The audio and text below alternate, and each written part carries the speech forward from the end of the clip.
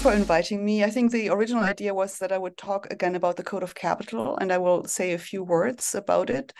But I also feel if you listen to the Ezra Klein show, and if you may have read the book or maybe have at least taken, a look at some other talks I've given about the book, then that is probably the piece of work that is already better known. And while I'm happy to talk about it, I think I'd much rather respond to questions that you might have about it than saying too much. I will say a few words in order to distinguish the new book project that I'm working on. And I also feel that getting feedback on it and maybe on the questions that I don't address fully yet or can't fully answer or have not fully answered yet would be most helpful to me. So I'm still working on the book project. It's not done. So here's where your input could be really helpful.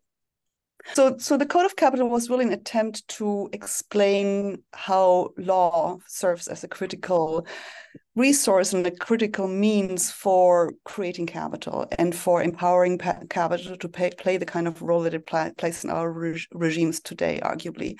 So I'm basically, differentiating my idea about capital a little bit from conventional definitions that say, capital is one of the two factors of production, capital and labor. And then assume that it's basically either in kind or financial means that are being put into the production process. But I think Karl Marx said it right.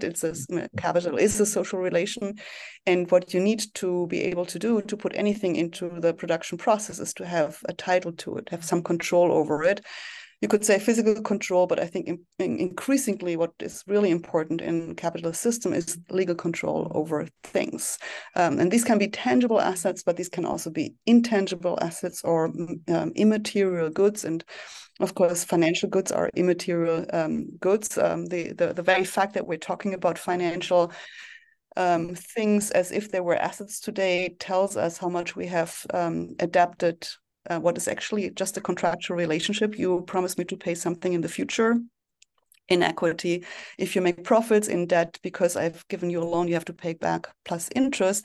But we're treating financial assets today, not only in our own imagination, but also in the law, as if they were things that could be easily tradable, and that can also be traded without the consent necessarily of the debtor, for example. That was an important break that happened relatively early in the evolution of the legal system, but it's important, I think, to take note of that, because absent this, we wouldn't have the kind of financial system that we have today.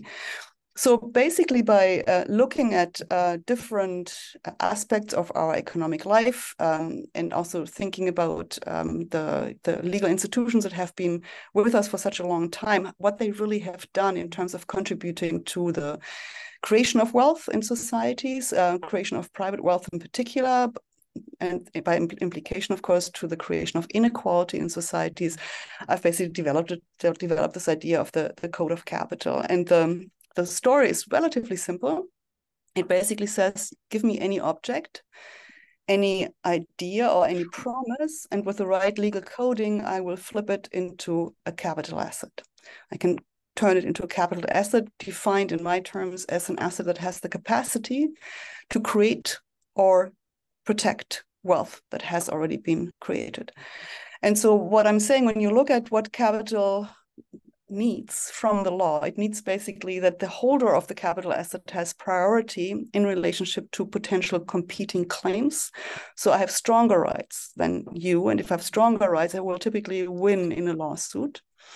We can talk later about what happens actually when you have, formalistically speaking, equal rights. That's something I explore in the new book as well. But sort of the simple story is, if you have property rights, you trump contracts as a general rule. And as I suggest in the book, the bankruptcy regime is always a good acid test to figure out who actually has the better rights, because there you have a situation where you have a pool of assets and fewer assets than are claims against the debtor. Otherwise, we would not be in bankruptcy. And then we decide who gets something first. And we have clear priority rules, and the owners, people who still own assets in the hands of the debtor, can pull them out. Secured creditors come out before unsecured creditors, etc. And then we can have a debate whether, and it varies by country, whether employees come next. Of course, the administrative costs for the bankruptcy proceeding have to come into this. But we rank assets. That's what priority does. The second attribute of capital is durability, which basically confers on asset holders some legal insulation against competing claimants. That is typically done by corporate law or trust law, which creates a legal shield around a pool of assets. So you don't need a physical fence, you don't need a wall, but what you can basically create through documentation and sometimes registration, but in the case of trust, not even registration, a legal shield that basically says this now belongs to that person and nobody can touch it, or we can call in the police or go to court if somebody tries to touch it. And so you can thereby create incubators for the production of future wealth, because if you can exclude creditors or potential claimants from a particular pool of assets, say the creditors of the shareholders, they can't get to the assets of the corporation. What they would have to do is seize the shares of a shareholder and maybe then liquidate the corporation if they want to get to the assets of the corporation. But that's a long and complicated way. But we're protecting the pool of assets that is sort of behind the veil, the legal shield of a corporation, so that it can grow and expand. So durability is what I call that feature. The third feature is convertibility, which I basically like to say is the way in which financial assets, about which I just talked briefly, financial assets that are flimsy, that have to be tradable, nobody wants to hold them for too long because they might lose value, but sometimes they hold them because there's an expectation that they might gain further.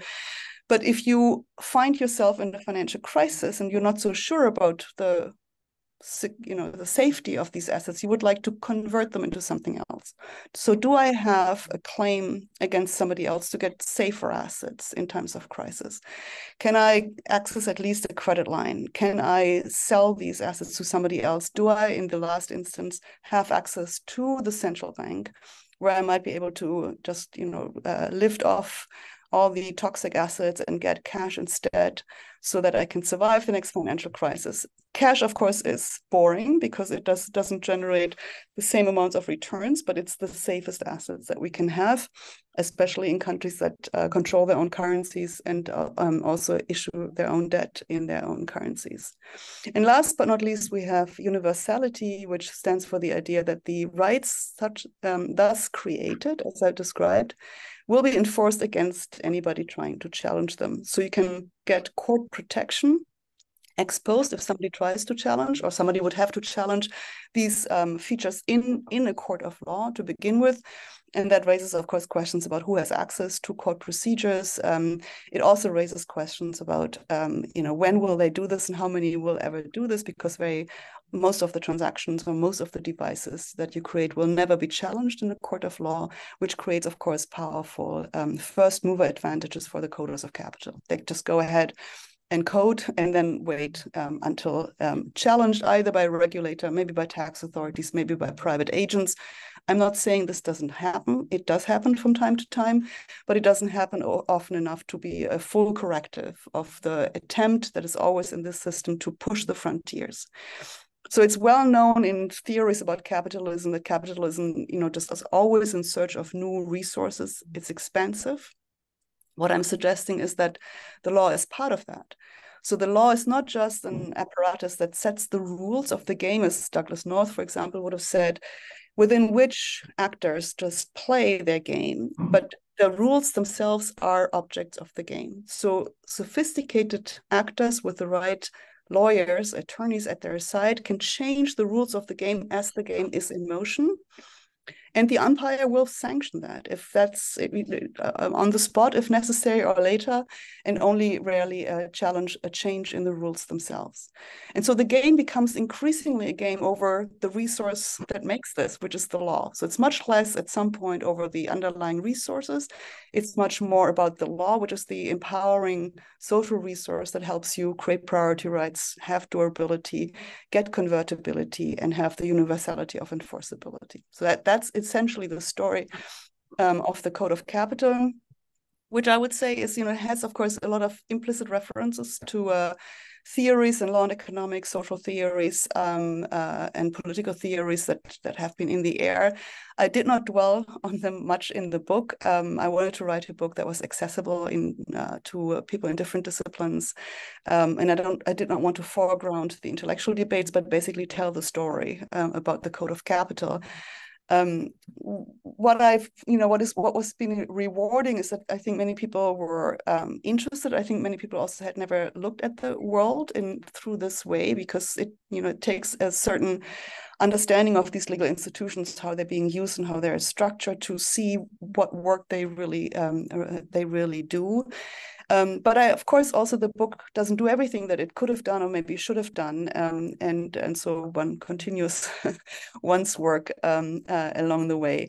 I should say that I was asked to write the second book, which I now call The Laws of Capitalism. Also, the title was suggested to me, and it's part of the broader LPE project. As you know, at Yale Law School, Amy Kapczynski, but together with Jed Purdy, who was on my faculty for a while but moved back to Duke, and David Grewal, who also used to be at Yale, moved to Berkeley. They were sort of kind of co-founders of the law and political economy movement. And they felt that a lot of the LPE debates had not made a lot of progress, maybe since critical legal studies or legal realists. So there were certain types of debates that repeat themselves.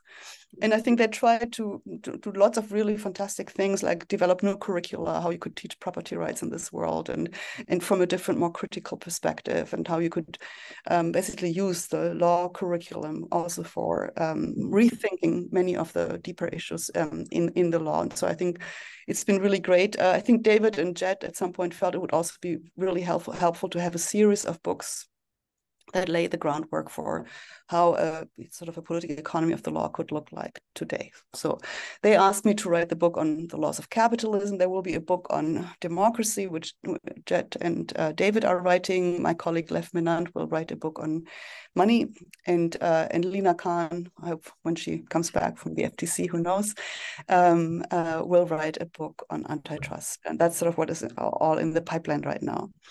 So when I was thinking about this new project, I was, of course, thinking about issues that I had not fully explored in the Code of Capital, but I also wanted to make sure that I focus on this topic, the laws of capitalism, in a way. So a lot of feedback I've gotten about the Code of Capital included questions like, do you have a theory of the state? Also, do you have a real theory of the law? Of course, what is the social theory of change, institutional change, and transformative change in societies? You can ask all of these big questions. And secondary questions that I think spring directly from these bigger questions are questions about, why do the legislators not come back and sort of challenge what the Codes of Capital have done? Why don't we impose greater restrictions for trans-border activities which exploit a lot of the possibilities that come up when you can pick and choose different legal regimes to structure your transaction? So there was a whole host of questions where I think at which I maybe only waved a little bit or hinted at the in the final part of the book, and I think the most fundamental critique was that the little strategies that I discuss in chapter 9 of the book, for those of you who might have read it, where I talk about incremental measures that might at least recreate some more policy space for states to come in and do something different, that these discussions were just not sufficient for dealing with the coding of capital as I had described it in the book. There were, of course, also other people thought that if you put them all in place, they could be transformative in their own way, if you understand what they're doing in detail. But be this as it may, I think I had not made sufficiently clear, and I had not pushed myself far enough to really think about these issues. So this brings me to the new book.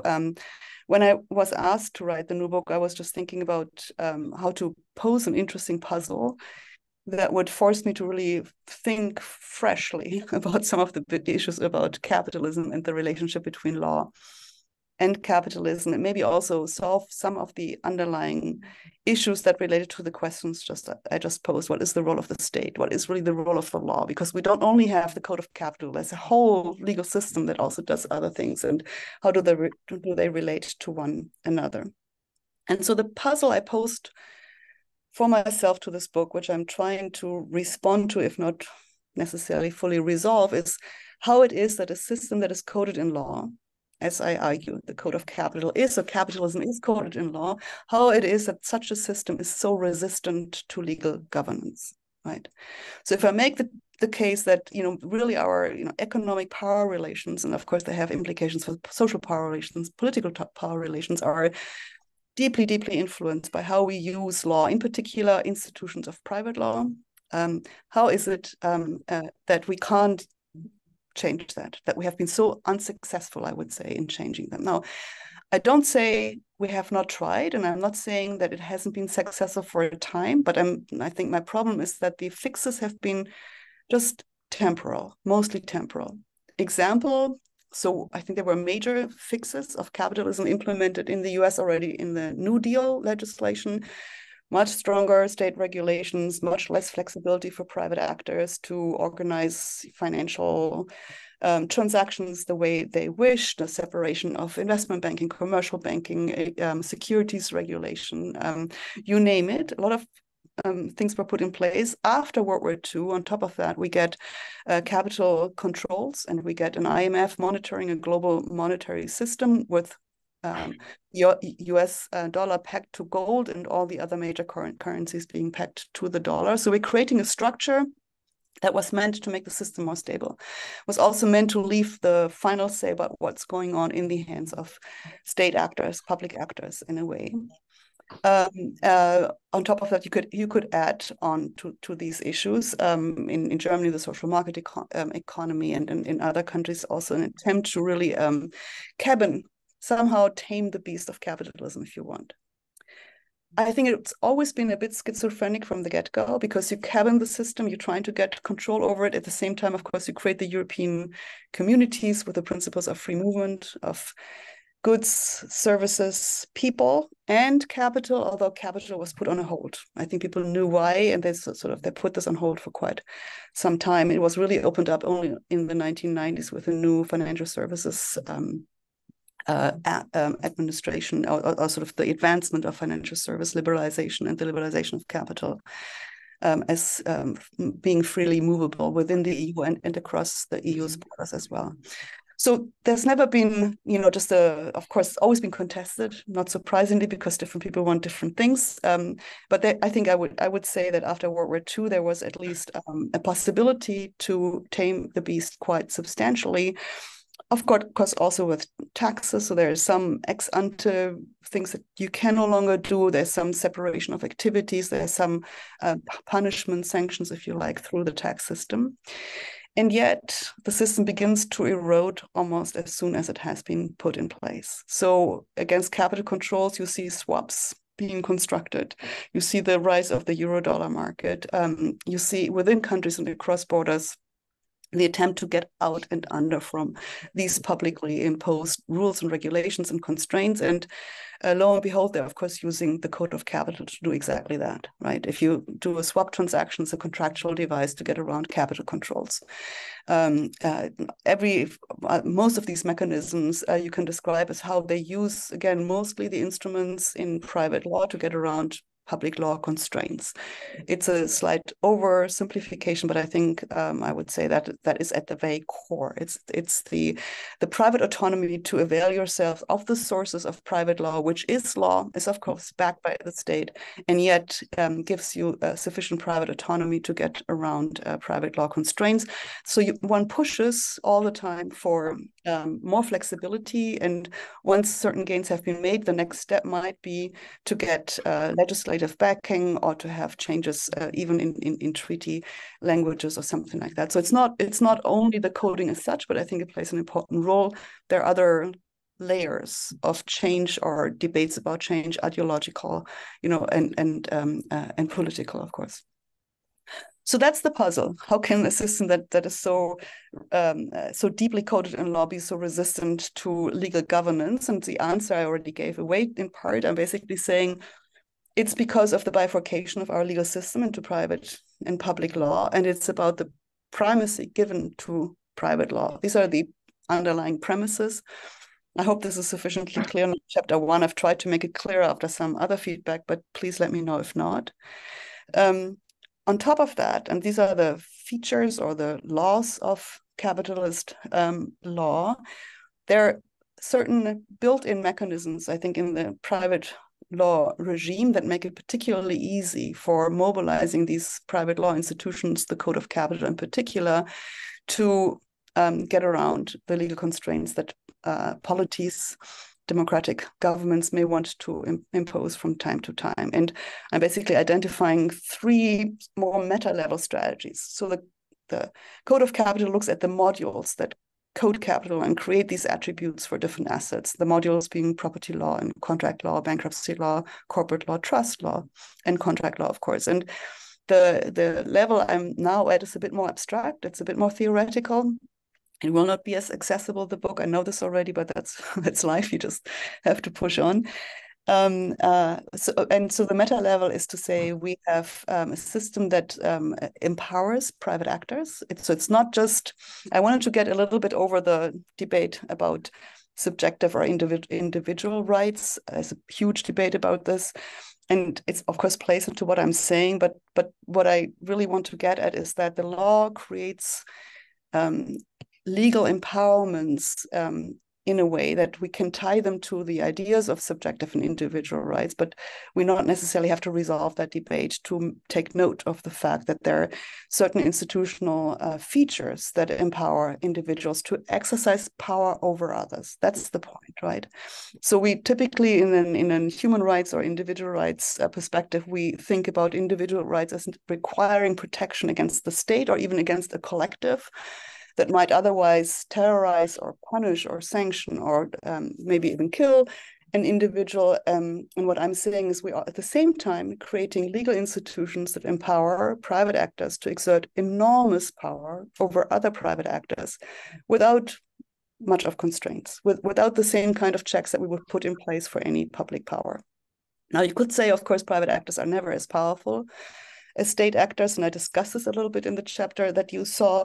It's of course true that private actors don't maybe have the same police force or military force, but some have quite a bit, and some also collude with state actors to have the support of the military or the police, or they have their own security apparatus.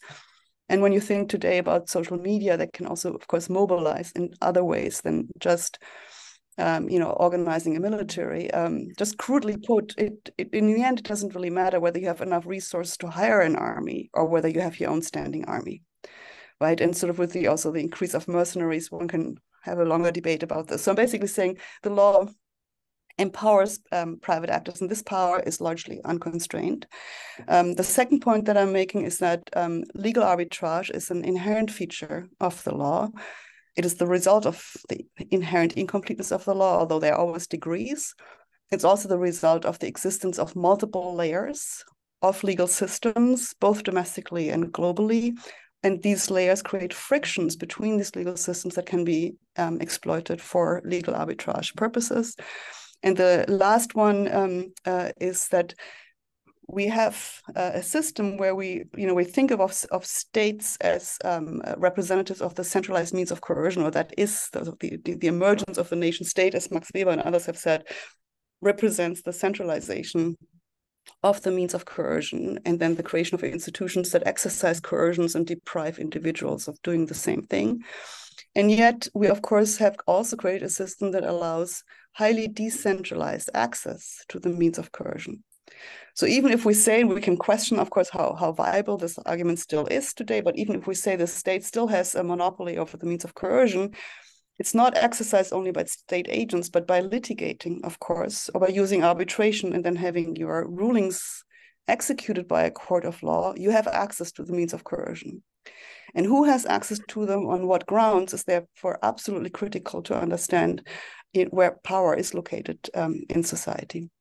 So these are the three mechanisms I'm basically saying at a meta level that make it so powerful for private actors to get around the legal constraints that societies impose on them from time to time. And I think the modules of the Code of Capital always play an important role in them, but I think there's sort of slightly more abstract sort of features of this particular system that allow it to reconstitute itself time and again. And so getting out of that is really hard. So I'm going to spend the last 4 minutes or so that I have to say a little bit about that. When I first presented the ideas for this book to my faculty, I said there's no way out. This is just the way it works, and I just can't see a realistic way out. And I have to say, I'm still struggling. My colleagues basically told me you can't write a book like that. I don't know, maybe one should. I'm basically saying we have to overcome capitalism if we want to get out of these constraints. And then, of course, that's also just kicking the can down the road, because you have to then explain how do you get out of capitalism. So I indicate in the first chapter that I don't think a revolution is viable. It's very unpredictable what's going to happen, and it's typically not enough. I think revolutions, especially, you can, of course, how we use the term is another question, but if you just basically change the regime, you don't change the underlying structures, and people will reconstitute. They have done this after World War II. They have done this after the French Revolution. They have done this after the Russian Revolution.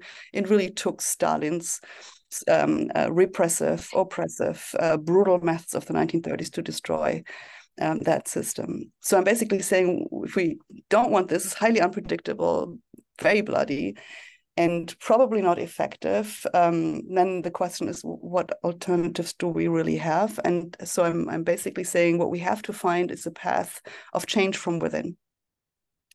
And that would require, of course, a lot of strategic thinking, but it also would require using existing institutions, including repurposing existing institutions, just as capital has done it, to try to find a way out, basically to empower other social forces, other constituencies to have more power, to also pull away a lot of the legal empowerment the current system gives private actors. So some of that I've said already in the Code of Capital, but I want to make this a bit more transparent and make it very, very clear. But I think we need an institutional change that destabilizes effectively the system that we have, with the enormous premium given to private autonomy and private power.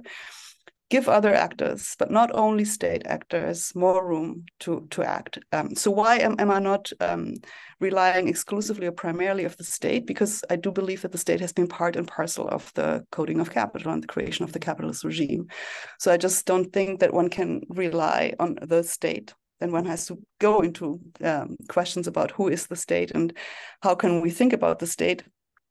And I just, I don't really develop a full theory of this. I do play with some theories that have been advanced in the past, including by Paul Lanzas, Greek Marxist who died in 1979. But I think he has, in his last book, he has an interesting way of explaining how different social forces basically operate. He calls it a topography, so he uses geological but graphical terms to think about the state. And for me, this topography of statehood on which these fights for the future of the country, or for the future of the law and the economy are being fought out are structured very deeply again in law. So who has access to what resources to mobilize what arguments against whom is something that is deeply structured in the law. And so I think we have to think about strategic legal change to open up the possibility for more actors to exert greater power over others, and to impose more accountability on other actors. There are lots of examples one could cite on either side. I'm trying to be hopeful, so I'm trying to say here it works and we could expand on this, being mindful, of course, of the fact that any solution that you're proposing and any hopeful actions that you see right now are not cast in stone. This is like it's fluid, and you can see the forces that come back already sitting in the wings, and clearly, given the current allocation of resources and economic power, the greater resources are on the side of capital. The state is very willing to support capital, both on the financial front. We see this in every small little crisis, like as the Silicon Valley Bank only recently, or Credit Suisse, etc. We also see it in climate change, country after country reneging from commitments because it's too costly for industry. So I'm not saying it's an easy solution. I just can't imagine a different one. So I basically have tied myself to the search for a solution within the system by using also the frictions and contradictions within the law, and thinking about how we can use some of them most strategically to at least open the system for more changeability. Maybe I just stop here. Super, thank you. And maybe I start off with the question on what all this has to do with capitalism. So in a way, you could say that some of the phenomena that you describe are phenomena that you find also in non-capitalist societies. Am I audible? It's good, right? Mm-hmm. Yeah, so, it's a little shaky, but it's okay. For example, you have feudalist societies in which you have the legal system emerging where people lay down rules, the government emerges, these rules include the economy, people are owners of things, they trade things and so on. And all these kinds of codings that you talk about could occur in a non-capitalist society as well. And from the other side, you could say that some of these things that you mentioned about coding, about the strength of private law and so on, are maybe not universal features of capitalist societies. So there could be capitalist societies that lack potentially many of the features that you are complaining about, and there could be non-capitalist societies that have these features. So can you sort of say a little bit more about why you think that what you are focusing on is really a feature of capitalism, rather than, for example, a feature of legal systems, that they're subject to regulatory capture, something like that? Yes, so let me first on feudalism. It's of course the basis on which capitalism was built. Right? So in the Code of Capital, I give a nod to Bernard Rudden, who basically said the property rights regime that we have is a feudalist regime. That's where it comes from. And it can, of course, then be repurposed to serve the capitalists more than the feudalists. So I think I don't deny that. I think there are legal systems, political, economic / legal systems that have some of the features of capitalism as well. To address your concern more deeply, I have a chapter 2, which tries to ask exactly this question: what makes law capitalist? What is it, right? And so I go back to the debates in the early 20th century, because remarkably, of course, in the capitalist world, that question is never asked. We sometimes say, of course, the civil law is bourgeois, but it's sort of in a loose fashion, but that's not really explained what makes capitalist law capitalist. I think there are 2 strands of literatures that address this directly, and I discuss both in that chapter. One is the early 20th century debates among socialist legal theories that critique the capitalist system, such as Karl Renner or Yevgeny Pashukanis in Russia. Pashukanis in particular, I find him a bit more sophisticated. He makes the point that he says it's two things about capitalism. It's not the substance, it's the form. It's the form of the law, and it's the antithesis, as he says, between public and private. It's the antithesis of public and private, so the distinction of 2 bodies of law within a legal system. In his view, and I don't think this is wrong, actually, much of what we very often sort of allude to when we talk about individual rights or subjective rights with Christoph Menck and others, he said it comes all from Roman law. He also says, as a critique of the legal realists, you could, when they say every law is in the end public, all of the law is in the end public because the coercive powers of the states back that particular law. He said you could just as well say that all of the law is private. That's where it came from, creating the claims that a magistrate would accept and would make enforceable, or would sort of hear an action that the magistrate would even hear. That's what was the game from Roman times, and that's of course also pre-capitalist. I grant you that, but there's basically the sources. The seeds from which capitalism can sprout, of course, are multiple. But he says in the end, sort of, it has a lot to do with the form of the law, which this idea of these privately enforceable claims, and the distinction, the dichotomy of public and private, the antithesis between the 2. And I think that they create really a stage, especially when not built on the same normative grounds.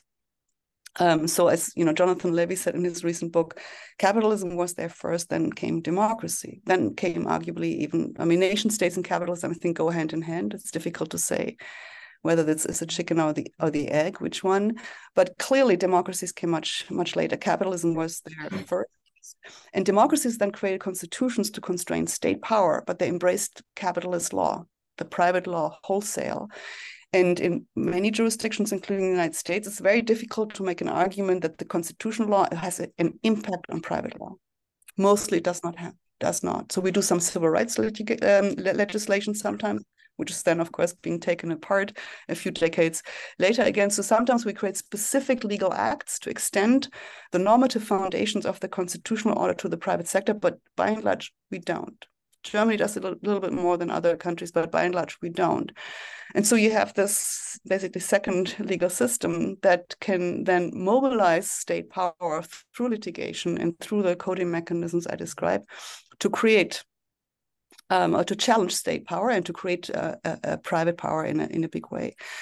The other strand of literature that I'm discussing in that chapter, which also talks about capitalist law indirectly, perhaps, is of course the law and finance literature by Laporta et al., and in particular their work on what they call the new comparative economics, where they basically assert, the old question for economists: what is the difference between socialist and capitalist system is no longer valid. This was written in the 1990s, and so the only question is what distinguishes different capitalist systems, and then they look at the degree of investor protection that a legal system affords. And I think they have their, I've criticized this literature a lot, but I think on that issue they have some on the right issue, that the legal systems that we have created have a strong bias in favoring these private actors. So, final question: can we have state capitalism? And I don't want to say this is in the end a question of definition. I think to the extent that we have state actors that also, if I'm consistent with Poshukanis and others, I also want to have private actors playing a role. So an entire state monopolistic system, I'm not sure I would necessarily call it capitalist. You could do this if you define capitalism only as something that's exclusively focused on maximizing the input of the returns on capital, and then could also be in the hands of a capitalist state. If that's your definition of capitalism, I think then that would be consistent with just saying there could be state monopoly capitalism. I think in my world, I always think at least of a couple of private actors that can collude with state actors. And then the final thing is, of course, there could be non-capitalist systems that have features that we already know in capitalist law. That's in a way my hope. My hope is, can we strip the legal system of certain types of core features? Could we have a market economy that is not capitalist, is basically the question. So I'm tired of the discussions about, shall we go back to the Soviet state style planning system? My answer is clearly no. I studied this a lot in the 1990s, was deeply involved in debates about privatization, how to privatize, but I also traveled enough in these countries and studied them enough that I think that's not a model. There might be different socialist models that are debatable, but I'd like to know more about them, also institutional. But I think I'm also somehow wedded to the idea that there are spheres of private exchange and private relations, but can we do this without the kind of state backing of private power in the way that we do this, where basically you create these huge behemoths of private power that can control the state itself, right, and exert enormous power on individuals. And could we do something that constrains that, or sort of gets rid of that, even if we have markets, even if we have contracts, even if we have property rights? So I'm not saying property rights per se, but I'm saying property rights in this particular fashion, that you insulate the private actors from control and accountability to the people over whom they exercise their powers. Right. And why would that not be a capitalist system? Because I think capitalism is primarily about sort of the focus on trying to create returns for the holders for a particular type of input, which is basically controlling the financial means or the physical means that go into a production process, or the creation of private wealth. And so if you continue, but you would have much more control exercised of the degrees of freedom that you give to these private actors would be much diminished. Right? You said something a moment ago where you said something about we don't, right? We could, but we don't. And the point was about sort of using the Constitution, using kind of constraints that we use in the public sphere also to constrain actors in the private sphere. So what if we did? If we did, we would have private actors, we would have most important economic decisions about innovation and so on made by private actors, but they would have much less freedom to create their own law, basically, to do the kind of creative rule changing that you are rightly criticizing.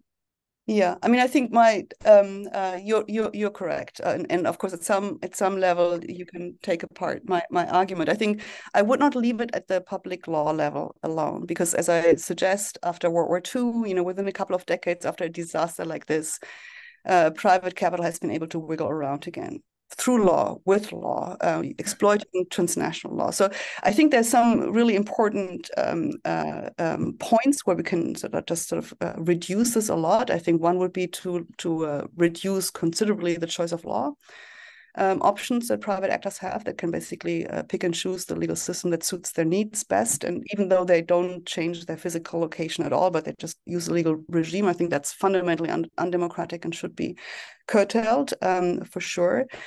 I would also think a lot about the empowerment of other private actors, right? So it's not only that you curtail those that are exerting these powers, also, but that you offer more legal protection, greater access to the coercive powers of the state to other private actors, including associations, not only individuals, but also in associations.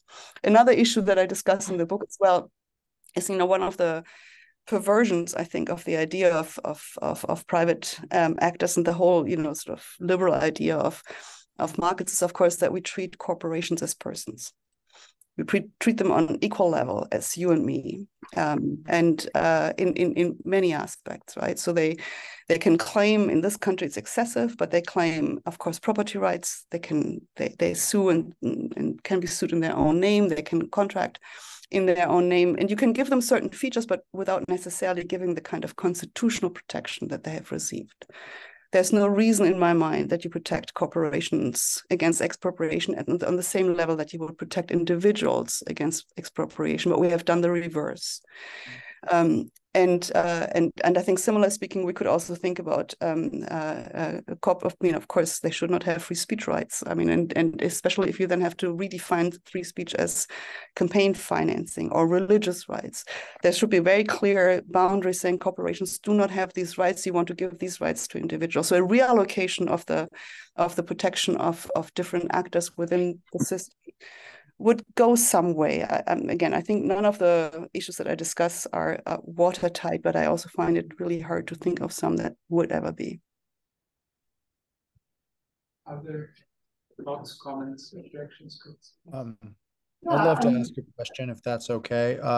Thank you so much for your comments. I've been following your op-eds for multiple years here, and I'm a fan of your writing, so thank you. I wanted to follow up on an op-ed you wrote in 2022 about shock therapy and see if you had any comments.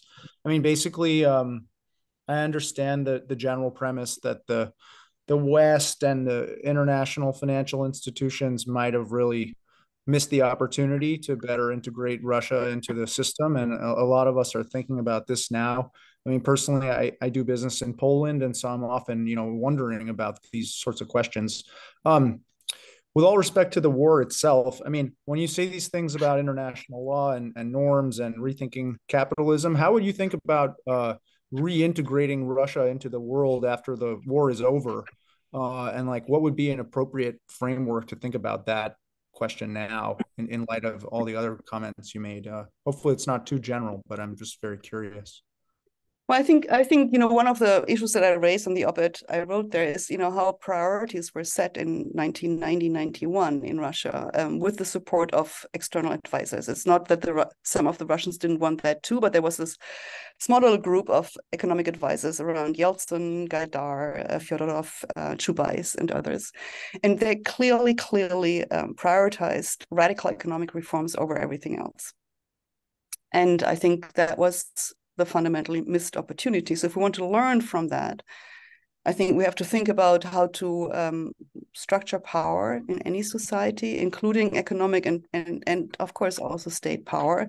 And if you come out of the Soviet Union, you have a massive problem on your hands, right? This might be different today, but we have a slightly different problem, right? We have, again, a problem where we have massive power in the hands of very few actors. President Putin with a constitution that enabled autocrats, as I suggest in the op-ed, and I think you can say this if you read the Russian Constitution of 1993, and the enabling of private power as well, because so much depended on what the president did or did not do, the presidential decree power, things like that. And of course, then you have to dismantle many of the economic power empires as well. So I think for me, the first step would be sort of you have to come to a political closure of the Putin regime. Without that, I don't think there's much of a way forward for integration, unless you forget against politics, because we're always so impatient with politics and say we do economic integration no matter what, but at the price that we're currently seeing Germany integrating with the Russian gas structures, or with China, and for the export market, even as the Uyghurs in northern China are being slaughtered. So I think for me there must be a fundamental normative commitment also to a political change, without which lasting economic change, if what we're talking about is an economy that is that creates freedoms for more than just the handful of oligarchs, is not attainable, I think. Yeah, I was wondering, you talk mostly about the kind of United States context, but I was wondering if you could talk a little bit about, for example, the Nordic countries, which are, I would say capitalist, but, certainly have much, stronger government, a much larger government role in, taxation and welfare, and, you have fairly strong, sectoral bargaining. Is that sufficient? Is it closer, in terms of this idea of taming the beast of capitalism? And, so that's kind of the first question. And then the second question is, institutionally, what's going on that's kind of allowing, even if not sufficient taming, more taming than in the US context, and why do we see these divergences across, otherwise potentially similar countries? Yeah, I mean, I should explain that I spent most of my life actually doing much more comparative analysis, including of emerging markets. So I spent quite some time thinking about the transition economies and other emerging markets. I never really published about the US until I wrote this book. But I find myself, of course, at the very heart of the capitalist system. So I have to talk about this. But I think you're correct, of course, that there are other regimes that haven't gone quite as far yet. I would argue that since the opening of free flow of capital around the globe, since the 1970s, late 1970s, 1980s, the ability of different countries to protect their own regime against that form of capitalism has weakened. It has not dissolved completely, but has weakened substantially. So yes, you can have stronger state involvement. You can have also powerful private players, whether it's the Wallenberg family in Sweden that might have still different normative ideals that are then implemented in a system where you might have some questions whether the controlling owners are trustworthy, but as long as they play within those confines and there are fewer exit options, I think that's critical for instilling the kind of loyalty to a particular regime, then this can sustain itself for more time than others. But I think the push for opening, for creating reforms, and Norway is an interesting example, because on the one hand you have the Norwegian Wealth Fund that is used to maybe also push some Norwegian social agendas in the global world by buying the assets of some companies, but not others. But there's also an ongoing debate in Norway whether the Norwegian fund, makes it difficult to get rid of its dependence on gas, right? Because if that's now your powerhouse, you've basically gotten rid of direct dependence on gas. You create the financial intermediary. Now you're dependent on that financial intermediary. So I think these are societies to watch. I think there's much less so far, although Sweden, you see the level of divisiveness in the societies has increased as well.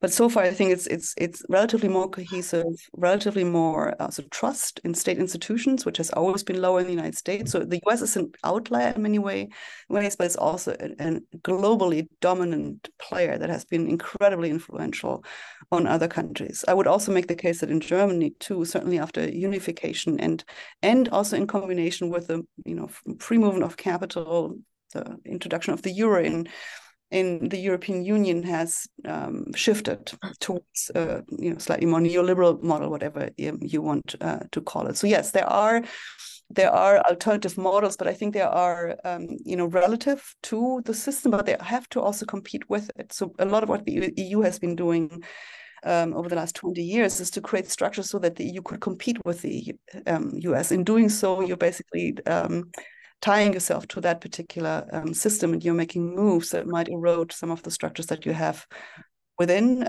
Lots of debates in Europe about this, about sort of the negative integration versus positive integration. And the negative integration basically saying we just get rid of the borders and let the market decide. And that, of course, that outcome, I think, is predictable and is already quite visible today. I wanted to compliment you on your perspective here as a veteran of property law at Harvard Law School. I always thought that they could have done a much better job of explaining the history of it and where it came from and just sort of the institutional base. On the other hand, I mean, my own sense is that capitalism has almost nothing to do with the problems that we face in the world economy as a whole. And I want to put that to you as a challenge to this framework, because my perspective is that there are at least two different kinds of capitalism that we can imagine as polar sort of type cases. One would be democratic forms of government where, we have reasonable representation, not in maybe this Congress, but in some future Congress. And as in the 30s, they respond to crises, with democratic responses. They don't go into fascism or Stalinism.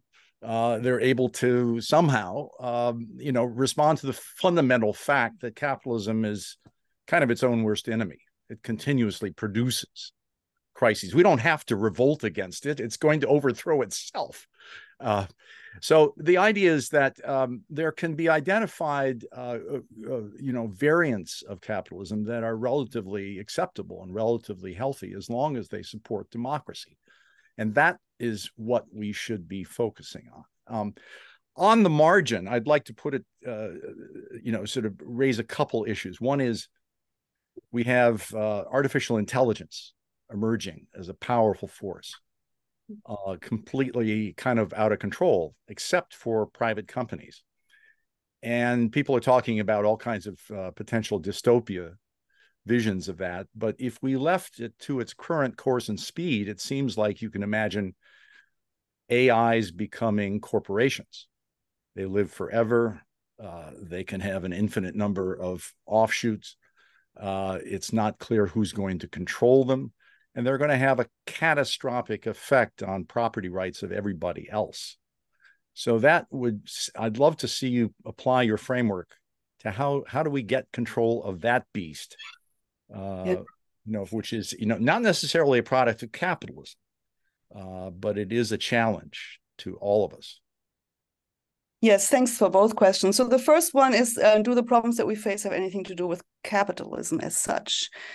I tend to think that they do. I think that the incredibly fragile financial system that we have is a financial system that has been, that has run around all kinds of regulatory constraints that we try to rehearse since the 19th century in terms of trying to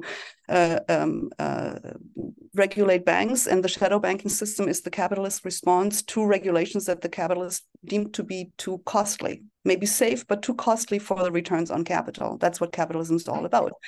And so the shadow banking system, I think, for me, is the quintessential example of using the code of capital to get around public regulation. That's the regulation of banks and financial markets. And so when we then have shadow banking, it's basically the horizontal, untying sort of the knot of an integrated bank into a sequence of different transactions that essentially do banking.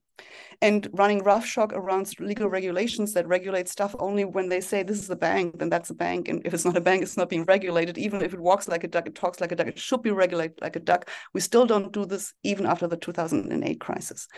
So I think that's the financial system is the product of a capitalist system that does what I described. It needs more resources, and it finds resources not only in sort of trying to securitize everything, which of course has happened, but also taking the law as a tool to get around the public law constraints to be able to expand to the point that this entire system crashes. And then on top of that, in 2008, we don't do what Hyman Minsky and others would have suggested, reset the system. So first, bail it out because we don't want to have the crisis.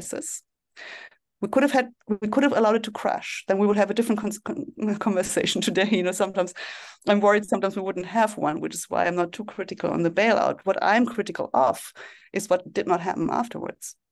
We did not reset the system. We did not invalidate, as Hyman Minsky would have suggested, all the instruments that had caused the crisis. We just let the system run again, and sometimes even empowered private actors to, you know, acquire all the real estate that had no value anymore. You just give them tax incentives and other things to buy that stuff. And now we have the next problem on our hands. It's that the rental prices are going through the roof, especially when you have corporate owners. So for me, that system is quintessentially capitalist. I would also argue that the climate crisis is a product of capitalism. It's a product of our industrialization. And yes, there was the Soviet Union, it polluted as well. And yes, China and India are polluting too. But on a per capita basis, for the longest period of time, it is capitalism as a product of our industrialization, of course, but also as a system that, contrary to ideal economic theory, does not internalize the cost of its own doing. It does not. And it uses the law not to.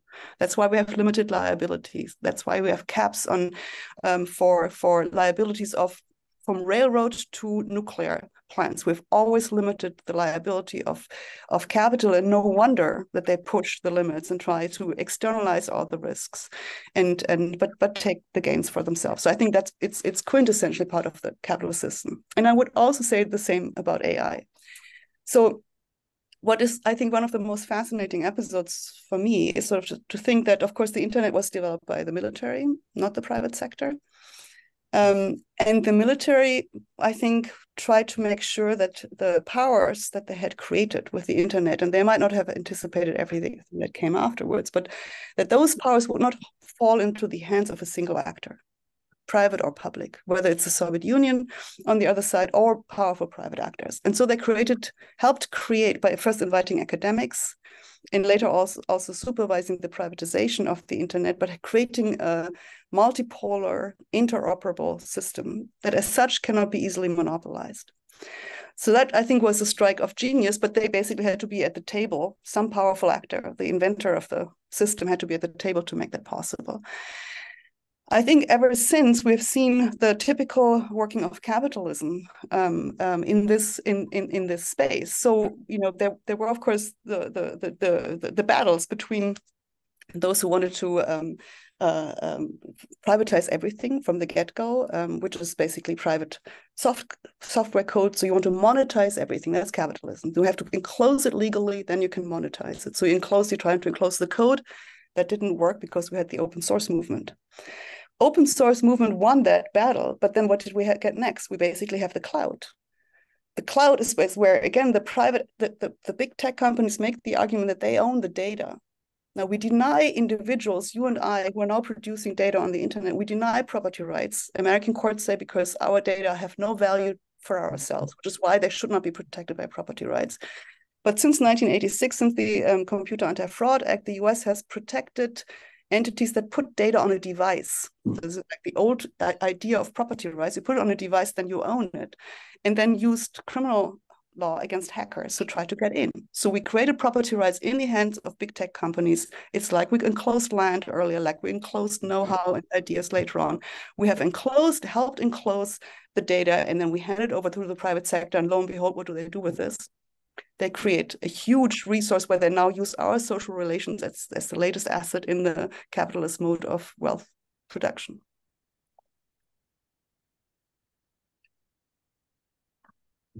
So so when you were discussing production as a function of capital and labor, I think it made me think a bit about the total model and a bit more on the macroeconomic scale of how like technological innovation plays a role in kind of like the interest of the state. And you spoke a little bit about like the impacts of like the legal system on innovation. And I guess I'm just kind of curious to hear about like kind of how the legal system kind of protects innovation and how the interest of the state on the macroeconomic perspective kind of plays into that. Like kind of like the example that I'm thinking of is like how like especially with like the semiconductor industry, like a lot of these governments are giving like tens of millions of dollars in subsidies towards these already really large corporations so that they can open up a factory or like do their research in their country or just things like that. So yeah, just kind of like want to hear your thoughts about like the role of law in innovation. Yeah, I mean, one of the fascinating things I find about the law is how you can artificially create scarcity with the help of the law. And of course, scarcity is one of the key features of capitalism as well. You want to have scarce assets, and if you can control them, you probably can also push the value of these assets. When you talk about know-how and ideas and skills, they are not scarce, right? They are not rivalrous. Anybody can share them and doesn't take anything away from the assets in doing this again. But if you want to monetize them, you have to enclose them. So what does the law do? It encloses these assets. That's what patents are about and trademarks are about and copyrights are about. And at the soft end of the scale, this is what trade secrets are about. You can basically withhold that information from others. You can get a license for monopoly. And in the end, that's always what capital is all about. It's not the free market. It is the market on legal steroids, as I like to say. And the legal steroids are these artificially created property rights. The US Constitution has provisions, and part in the amendments, but has basically provisions on saying property rights should be guaranteed. But it also has a provision that says Congress has the power to create patents and other intellectual property rights, recognizing that the creation of property rights is, of course, an act of the state. It's a political decision. But by basically recognizing all the property rights that pre-existed, it also embraces the kind of feudalistic, racially tainted structure that exists in the United States at the founding moment. And we basically constitutionalize this to this day, right? To this day. Nowadays, we're using equal protection legislation of the Reconstruction area to deny any kind of affirmative action, right? Because it discriminates against the white. So, but the point here is that you needed a special empowerment by Congress to say we create intellectual property rights, because there you can't make the argument this is somehow, it's natural, there's land, or somehow people always have something that belongs to them. You have to create it in law. And so, of course, states are always deeply implicated in this, and the US in particular. What I find interesting in the debate about patent law in this country, that for some time we've celebrated the amounts of patents that were registered in this country. Now the debate has shifted and people are very concerned about over-patenting. I mean, like, how many patents exist for one little new compound that has been invented? It's completely overdone. And it has been overdone because the Patent Office has responded to that. Also because the Patent Office generates its own revenue from patenting. It also tends to patent more patents for large corporations because they probably will extend the patent. Then you have an easier review process to further extend the patent, and the small guys don't get a foot in the door. So I think in each legal domain, you can see, when you look into the details, how much this plays into the hands of the more powerful economic actors. And of course, they will claim property rights, and of course they will claim freedom to defend what they have. But in fact, when you look at what they got, it's much more detailed. Now, on top of that, of course, you get subsidies and other incentives for people to do innovation or to work in particular areas. And I think one can have a big policy debate about how much of this should be done or not. At some point, I find subsidies that might be phased out again less harmful than I do find these property rights, because that's very hard to change this again. There's such an entrenched interest group that you will not get rid of again once you have them. Subsidies is, also part of the what Reich called in the 1960s like the new property rights, right? It's subject to government largesse, but you can also take it away. But only reliance protection, but you don't have the same kind of eternal property rights protection that property rights. So they might, create, wrong incentives, as many economists would say, but so does the overextension of property rights for things that is not really an innovation. And doesn't advance any kind of new human ingenuity. It's a social construct too. If I could go back to the question on shadow banking, would you mind commenting a little more on how you'd like to see the shadow banking sector regulated? Well, I think they should. You have to think very hard about the entry point, to be clear, right? Because it's unless you take away the punch bowl, which is basically the private institutions of law, where you create certain new intermediaries or certain new types of assets that have escaped regulation, then you have to think which of the elements in the chain that we currently have you want to regulate.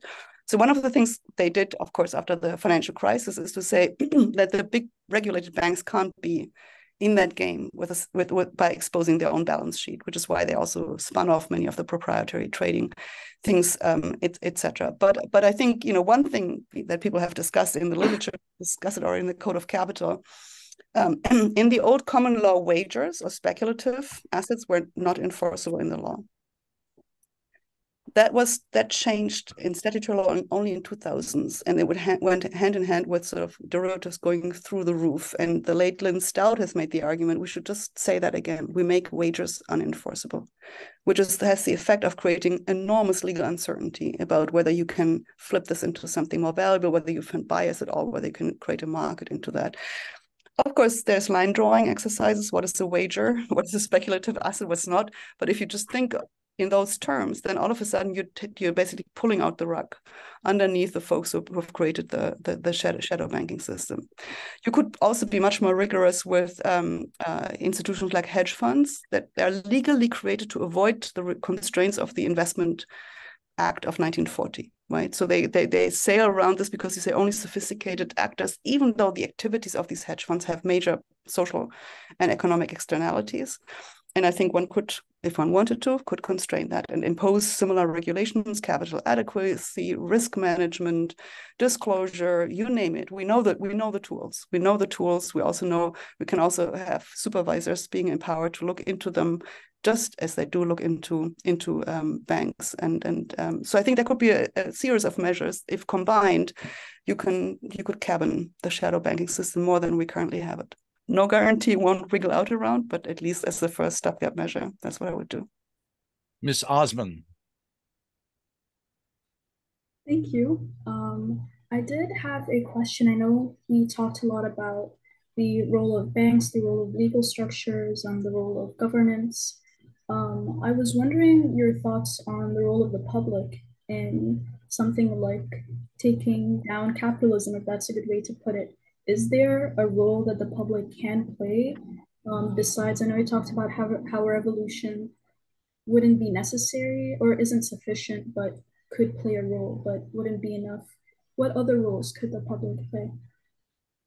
So I think the public will be critical for any of the legal measures that I suggested. You need support, political support. You may also want to have push from the broader public to regulate certain industries so that they're not vulnerable to the fragilities that they might cause. So I think the public, it has to be about creating public opinions and social movements, something that is increasingly difficult because of our social media landscape. So the idea that we could have something like a common understanding of what are facts or what are concerns, or can we debate in reasonable terms about what we observe and how we assess this and what the solutions would be, is becoming increasingly difficult, but not impossible quite yet. So AI hasn't advanced to that extent yet. So I think the public is really important. The problem is that the public has to be informed. And has to also understand what the trade-offs are of different legislative interventions. And we've, of course, rehearsed these debates about, freedom versus the state, and it's the government is the problem, not the solution, etc. But many of the things that we can think of, even if they mean empowering other private actors, have to go through some legislative process, at least through some courts. And that means we will get them only if there's enough push to do that, because what we know from political sciences about how politicians operate or legislators operate, They just don't do this on their own. They need to have enough push from below. So I think there's a lot of scope for that. The hard thing is that, you know, the private law is not very sexy. I talk to people also in Europe. I mean, people, Piketty and others, they want, you know, to change the treaties. And I think it has nothing to do with the treaties, really. I mean, you can say maybe rein in a little bit free capital flows. It's a different scale. But the idea that, you know, private law institutions would, you know, galvanize the public is, of course, a little naive, unless, you know, some property rights sometimes are, right? So property rights in the revolutions in France and Russia worked in a little bit, but one has to go beyond that, and it's hard to do that. In one specific area, I've seen some progress in reining in capitalism. That's in combating tax havens. And Christian and I've been involved in that, and Thomas as well. I think, you know, it's an ongoing struggle, but at least we got a few basic demands on the table. One is less financial secrecy, a more automatic information exchange, you know, beneficial ownership registration. Now, these are all technical sounding demands. But one of the lessons from that was that it helps to have specific demands. And I'm wondering, when you think about your agenda of reforming or, you know, transcending capitalism, what about the idea of having a few simple demands that we start with, like a new Bill of Rights, a new Bill of Duties, corporate duties, you know, the right to a basic minimum income, some stuff like that could capture the imagination, so we get around all of these beavering private interests that are always going to be feeding on the margins. Yes, so I think I'm in agreement with you that we need some normative anchors and very clear messages that these normative anchors have to be fulfilled. I did discuss a proposal that Martin Hesseling made. He was basically reviewing the Code of Capital and saying that I didn't really, you know, develop a real reform agenda. And he proposed something like a progressive private code that would tie private law to certain normative principles. He didn't spell them out because he then felt his commitment to democracy was such that he said that people have to decide this. And I find that naive at some level, because that's just too complicated for people just to decide. We can still say we can shift the emphasis, but we have to come up with some fundamental principles to galvanize the people, because otherwise this won't happen. But I see some of the progressive scholars making these cop-outs. I think Piketty also says has to be done through democratic processes. Well, but they're challenged right now. We have the problem that we have to preserve democracy, and I think maybe it has to fall on some, you know, some academics or so to at least make a suggestion and let others critique it. So I think that's fine. I would add to that, we also need then.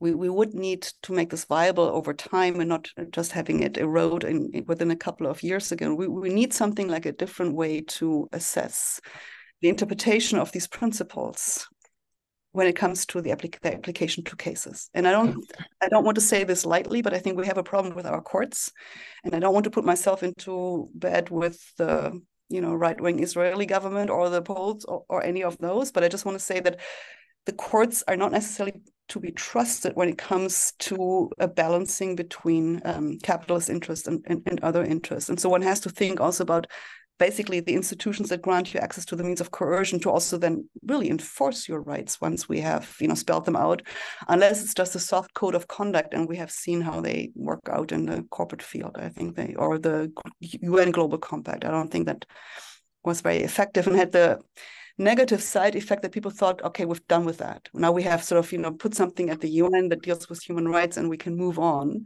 And what you've put on the table was just incredibly weak in the end. I have a short question on, you briefly touched on the question or like on the topic of society actually losing a sense of community. Do you write a little bit more about this? Because like I have the feeling like a lot of decisions that are made, right? It's like people making this decision, people having interest, maybe individual interests, and lawyers might not, or judges might not want to bite into the hands that actually feed them. Mm-hmm. So in response to Martin Hesseling's proposal, I wrote a little paper, but I don't think it's fully thought through, but I just wrote a little paper and suggested that we need something like a something like a jury. And we have, of course, also problems with juries in this country. It's not that people just jump at the opportunity to be in a court and play the jury role, but that maybe when a lot of the legal arbitrage opportunities, for example, that I describe, they involve in the end not the application of existing law to new facts, but they involve an interpretation of the law that changes its meaning and opens new doors for the future.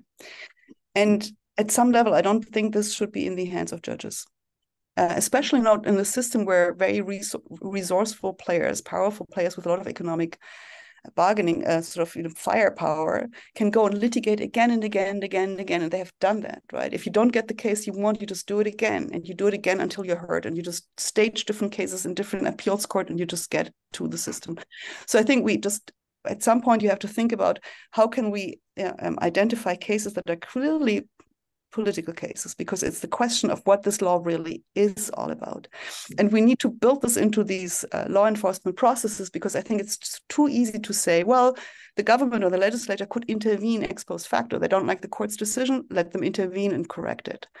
The problem is that the information feed is not sufficient. And the other problem is that legislatures, of course, are political institutions, and they work through processes. They take ages, years and years and years to put a law into place, whereas sort of the litigation works relatively more quickly. It's not that it happens in a year very often, but it works relatively more quickly. So one has to think a little bit more about the institutions that give you access to the means of coercion to make this viable over time. I'm not saying we should start there, because of course the opposition will be tremendous, but one can also think about maybe less obvious ways in doing that, giving again more collective action for different things, having access to the courts, but also trying to create an appeals mechanisms where advocacy groups and others could say, this, we want to appeal to, call it a new court of equity, like the courts of equity that sprung up in England when it turned out the common law courts were no longer doing what they're supposed to do, or too rigid in what they were doing. I had a quick question about what place you think the administrative state has in all of this, outside of kind of the legislative collective action in bringing down capitalism, or the judicial, legal codification of capitalism. So much of the financial system is in the administrative world rather than the legislative. And I was wondering if you had any thoughts about changes that can be made to procedure or the way in which the administration regulates the financial system. Yes, I think, it's a very good question. And of course, in complex societies like ours, you can't just leave it to an executive without an administrative state. I have a colleague who has written a book that the administrative state is unconstitutional, but I don't share that view. And I do think administration is really important. What I would caution against is sort of how robust state administration is, and in particular, I think, in this country. And that has something to do with the general mistrust of people of the state. It also has a lot to do with how we have organized structured regulators and their funding sources in this country.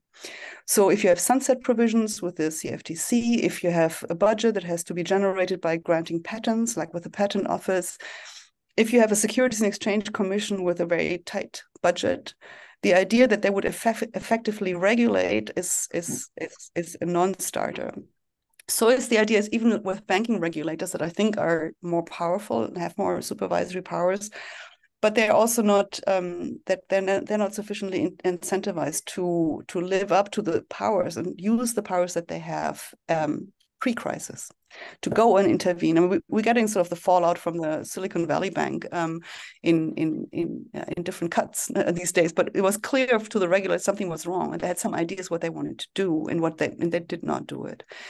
And talking to some people who have sort of been inside regulators and done their research on that, this is a common occurrence. The fear that you might trigger a crisis by going in and calling out what's happening is so great, and the political fallout is so big that people won't do it. And so then the crisis comes, and then you bail out again, and then you create the counterproductive incentive. So I think much more attention would have to be paid to how we fund these organizations.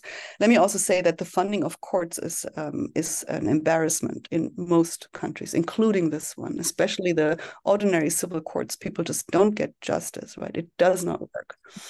So unless we think again structurally about who has access to the means of coercion, on what grounds, for what purposes, at what costs, and ensure that that is not so skewed towards the most powerful ones, I don't think we will make much progress in the end. And that includes, I think, the way we organize the regulatory and administrative structure of the state. I want to go back to your ideas about the history of capitalist law. So when you trace attributes of capital, like priority, to periods of European history, like the Great Enclosure Movement, does this run the risk of lapsing into a kind of Eurocentric assumption where, you know, Europe is the only place where capitalism could develop? I'm asking this question because there is a very substantial literature in the field of history that's sort of showing how a lot of the capitalist activities in that period of industrialization were taking place outside of Europe in colonial spaces, and there are also signs of emerging capitalism in places like late imperial China that is not necessarily governed by private law. Yes, it's a very good question, and I think you can have this spontaneous evolution and the creation of practices that under very different conditions. I would think that from my perspective, this would require at the very least some ground rules, and if these are like common rules that people just abide by, of private empowerment in one way or another. I'm just thinking about the work by Tanya Lee.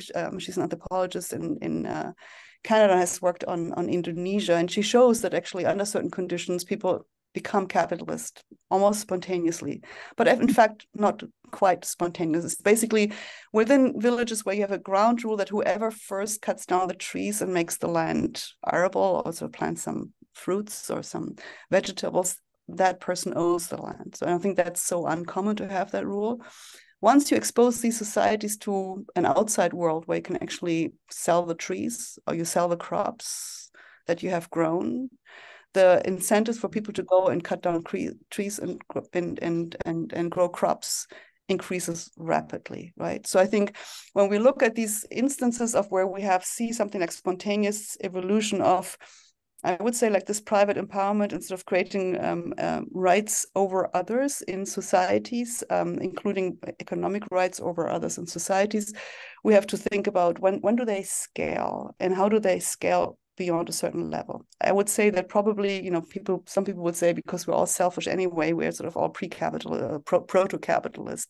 In some ways, I'm not sure it's share this worldview of people. I think we are all formed by a capitalist system. That's why we're also so selfish. But be that as it may, I think once we start thinking about it in those terms, I want to say, yes, this might be part of how most people would at some point try things out.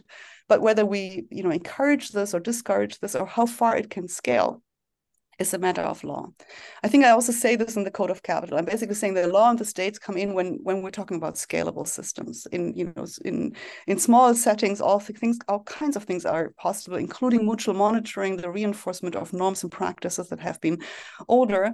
But once if you really want to scale a system, then having a state with its coercive powers behind you and having therefore a legal system and laws that transcend across different cultures, because that's also for globalization, including for colonization, absolutely critical. You take the law and you basically back your actions by the authority of the law to ensure that this will be respected. And if necessary, you also enforce it. We recently had a paper presented here about the many, many, many cases that the English East Indian Company brought against people working for it, but in a court to enforce certain ground rules, and they did. So I think I wouldn't underestimate for the scalability, and then we can talk about what is the right threshold, of course, right?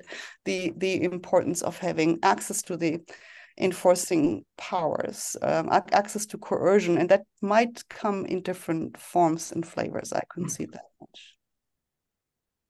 Cool. Yes, just a small thing that you said. I know you talked about how we're proto-capitalist because of the way that our society has shaped us into. I'm wondering, do you think it's necessary for us as a society to reverse that and to become collectively unselfish? Is that necessary for us to de-reign, I guess, capitalism? I think it will have to be a central aspect of a true transformation. So if I think about climate change, I talk to people who are in agribusiness in Vermont and other places, and they're trying to heal the land, not just to exploit it, right? And that requires a very different attitude, also a different way of acting with others. It requires, scaling back some of the expectations for about how many financial returns we can make, etc. So, and again, there are different cultures that have different inclinations for this extreme selfishness, I think, that has been produced as part of the capitalist enterprise, and more in some countries than in others. But I think that needs to change, especially, I think, if you think about climate change and just the realization that we can't expand a social system forever when we live in a bounded natural system together. I think, for me, completely changes the equation. The question is, what institutional structures do we need to make this feasible? Let me ask, Ralph Nader is appearing here a few times, and he's an old friend of mine.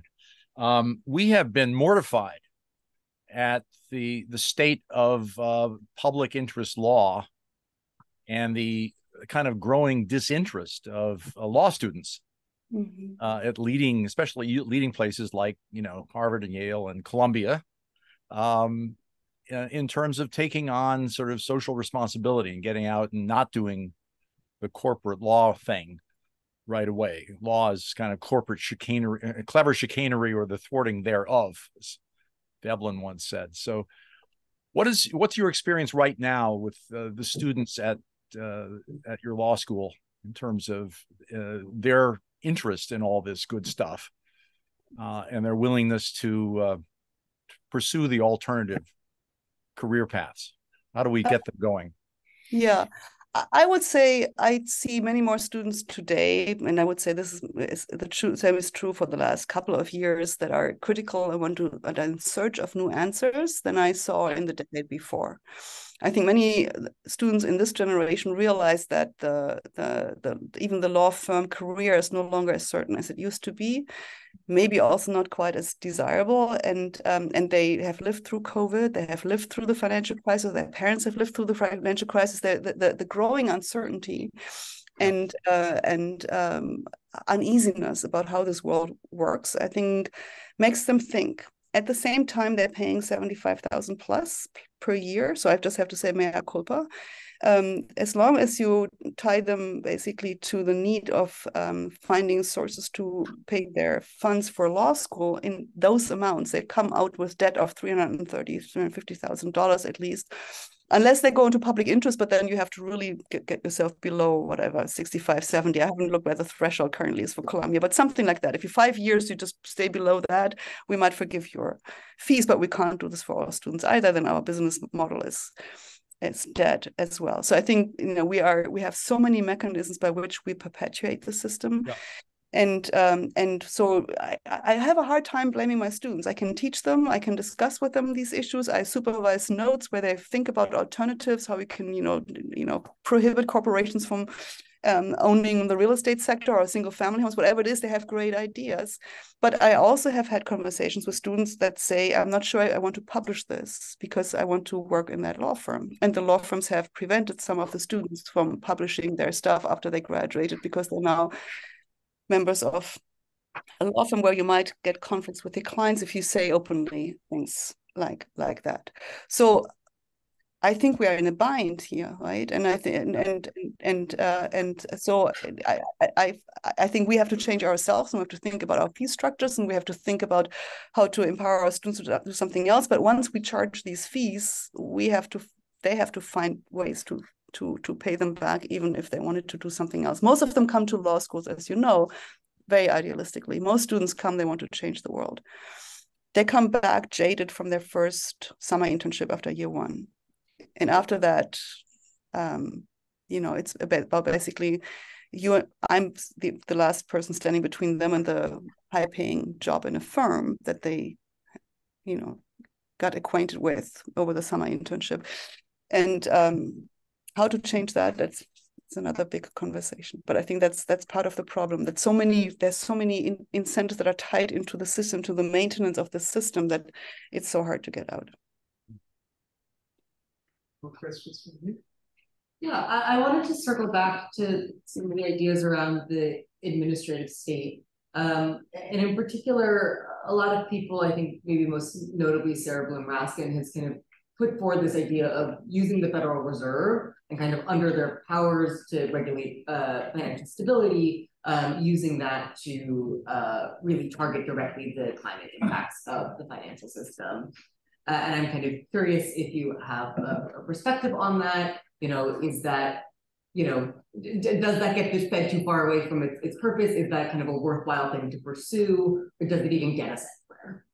Yeah, I think probably there is something to be said for it. I think, at some point, given the speed of climate change and given how little we have accomplished by what we've tried so far, I would say just try anything, except for maybe just some self-made men who want to, I don't know, spray the universe with some substance they have invented. Maybe not, but other than that, I think in policy measures, lots of things should be done to stabilize the system. The problem, I think, with the central bank approach is, what Daniela Gabor has written about. She hasn't invented the term, but she's written a lot about de-risking, which is part of our capitalist system. We de-risk the private sector, so we're shifting the risk to the public sector. We're not getting rid of the risk. So if you basically say we're getting the Fed into the game to buy certain types of assets, promote certain type of assets, then it's basically the society at large that is taking the risks for these assets, not the private sector. And of course, the private sector will gain that to the extent possible. So I'm not sure that, if you just sat down and thought about first principles of economics and incentives, etc., the idea that we would sort of create the right incentives for true innovation and true strategy building to accomplish the goals that we have to accomplish through climate change by finagling with the price of a couple of different assets that create moral hazard problems for these players. I'm not so sure that this is the best strategy. I think, in some ways, this is part of the story also, that we think just getting the price right will do the trick, but it doesn't give us the engineering strategy, it doesn't give us the political strategy for getting to certain outcomes. So I think that in the end, the central banks will have to play an important role in ensuring that the financial system doesn't destabilize too badly, but and because that would have major repercussions. And I still haven't brought myself to say, let it just self-implode. So that's what James was saying before. This capitalism will destroy itself. It will. It would have several times again. It would have done it in 2008 had the government not bailed it out. And at some point, maybe we should have pulled the plug in 2008. Now that the system is even bigger, and then when we have even more problems on our hands, the idea of what would happen when you let it implode is not so clear. And of course, being German, I think about fascism more than about the New Deal. We don't know the outcome. The uncertainty is just substantial, which is why they always act so fast. But the problem is, of course, the interventions by the central bank, which seem to sort of benign, goes through the back door. We don't really know what happens, and somehow everything has resolved itself, is incredibly comforting also for the politicians in Congress, but don't really get at the underlying issues, right? Unless you really, really believe that these price signals, even if they're as distorted as they are when the central bank has intervened, will somehow tell people to now invest in green assets. I just don't see it. I don't see the mechanism that will be at work, that will make this a successful strategy and a fast strategy for the next 5 to 10 years. If I may, I just wanted to, if just leveraging your extraordinary experience, I mean, kind of the Max Weber of Columbia University, what insights do you have? I mean, it seems to me that the world survived fascism in the 30s by the skin of its teeth, and a lot of things had to be fall very, very, sort of accidentally in place for that threat to be defeated.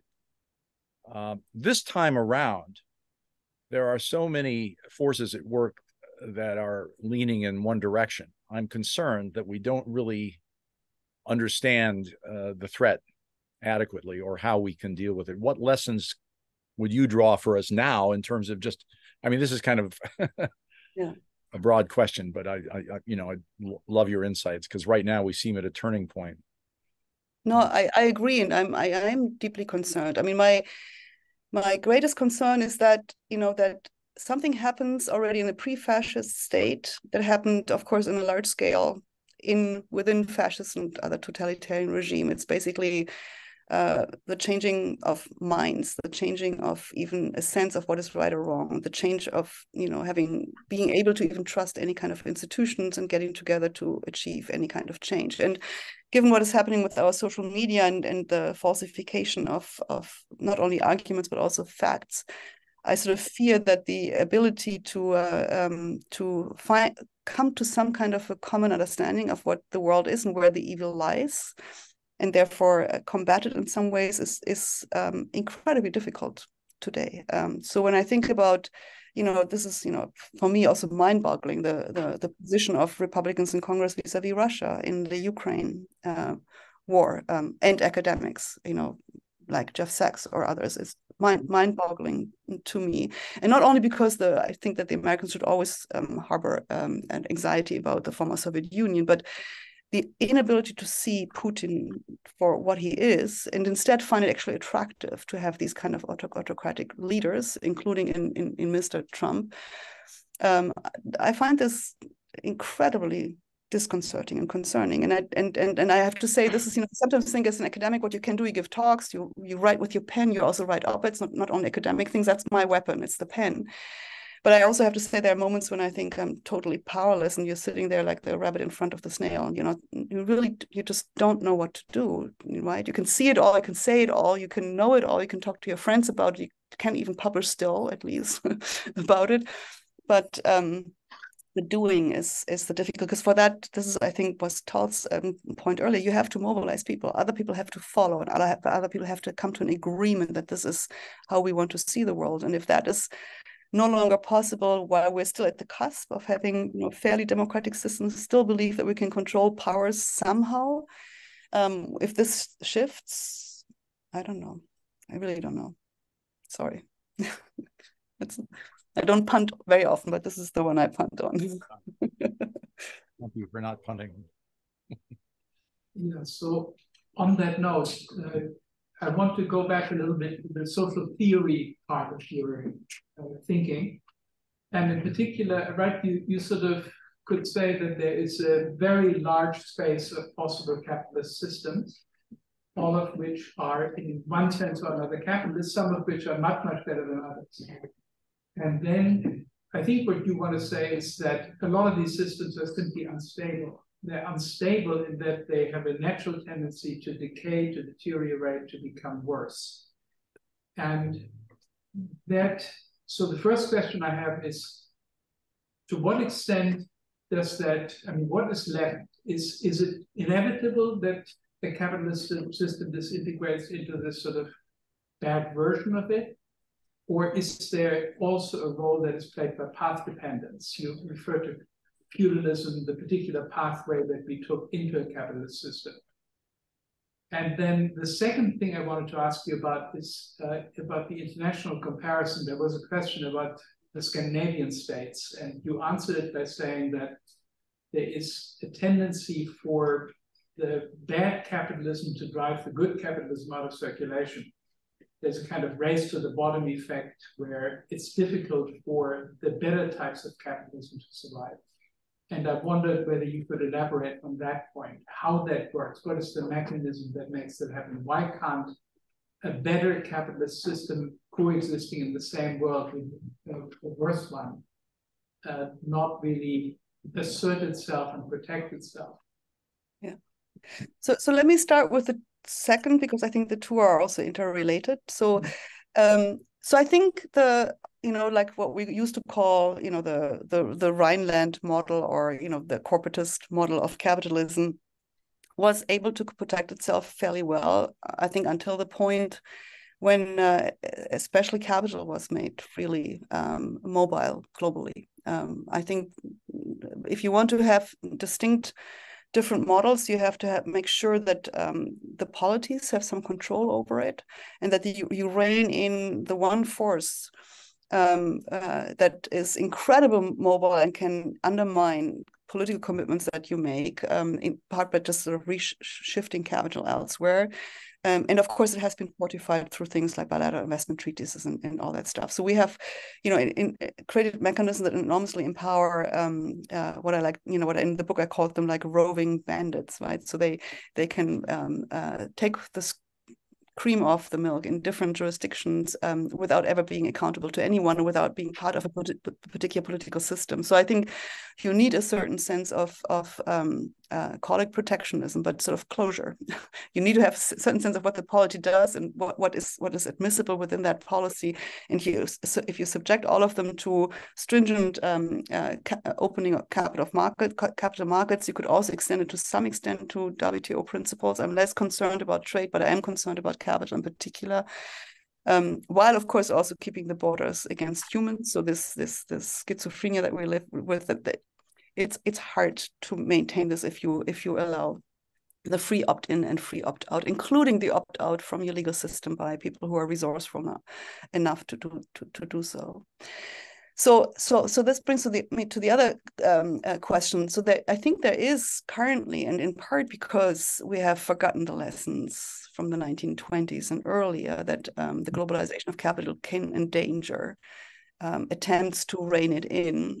Sort of I think under the current institutional structures, the likelihood that other systems will succumb to the worst form of capitalism is pretty large, because ultimately it's all about the returns on capital, right? And if we financialize the world to that extent, we make also every decision comparable. So we no longer think about how different institutional structures support different values, different constituencies. You can't quantify this. You can't press this into a price of a share. But if that's basically the parameter, and that's touted as the parameter everywhere, right? In policy circles, in the World Bank, in the IMF, in governments. I mean, the US has for the longest time had basically the stock market ticker in evening news. I don't think it's quite as extreme in many other countries, but it's become quite important as well. So if you do that, then I think the hope that we can have alternative modes of capitalism is much less valid. In terms of if we say it all came from a particular source like feudalism, and maybe elements of that can be found elsewhere, can we really have a system that is not prone, this is how I understood the question, but please correct me if I'm wrong, that is not prone to these kind of erosive tendencies? I think it would be too utopian and idealistic to think that this would not happen. So I think the power is ubiquitous in social relations, in all social relations, and I think we have been surprisingly, but also remarkably successful in containing some forms of power, and we are very helpless against other forms of power. And so the question is, what can we learn from what we've been able to accomplish in trying to tame power and the accumulation of more power over time, and making power accountable to critical constituencies. So I think in another way, I'm thinking about sort of the future of capitalism or an economy beyond capitalism is, what would it take to make these economic actors accountable to their constituencies?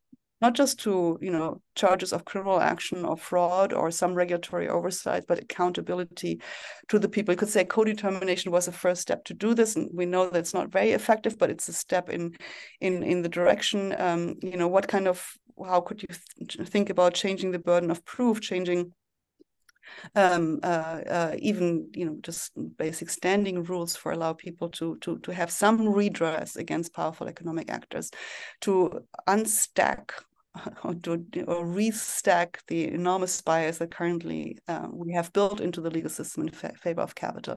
My fear is that, I mean, at least looking at the system as it has evolved under certain conditions and constraints, of course, but these effects compound themselves, because once you have these property rights, of course, you have more than somebody who doesn't have property rights. Then you can use this to create more wealth. Then you can use this to shift some of your assets into a corporation. Then you can use this for, so there is sort of this, these add-ons, you know, if you just drill it back to the basic institutions and only individuals, not corporations, I think the system I could live with. It's the compounding effect of these institutional features played in a particular direction that I think is deeply problematic. The last thing, I think this came up also in one of the notes that I saw today, is what about the lawyers? Because I think you know, how can shouldn't we retrain the lawyers? I think we should probably get rid of the fees that we charge. Should be public education. And you should train them in, you know, in using the law in all kinds of different ways, but you also should deeply ground it in normative principles of what law is all about and how it should reflect the normative consensus in certain societies and the constitutions that try to manifest that consensus. Great. Other thoughts?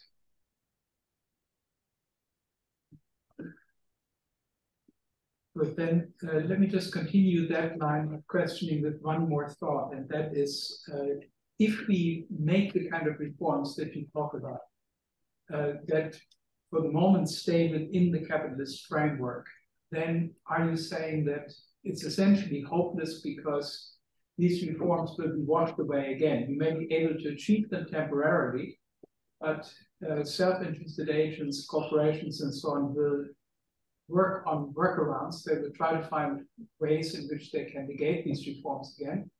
And so on the whole, the larger picture is we have a slippery slope into a very bad kind of capitalism. And we can only achieve very small modifications from that top. Yes, that's why I told my faculty 2 years ago that I don't see an exit. Because exactly, I think, and I somehow still agree with you.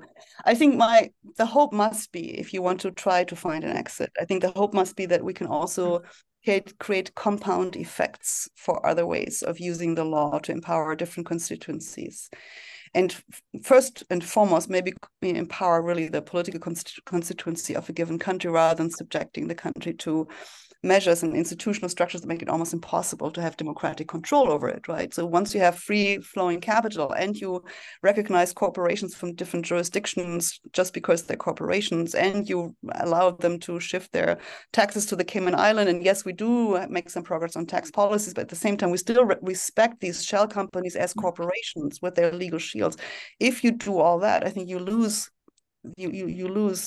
the chance to change anything. But if we could rein that in to some extent and empower other constituencies, you could also see that there could be at least the possibility for a different regime. Now, can we get there?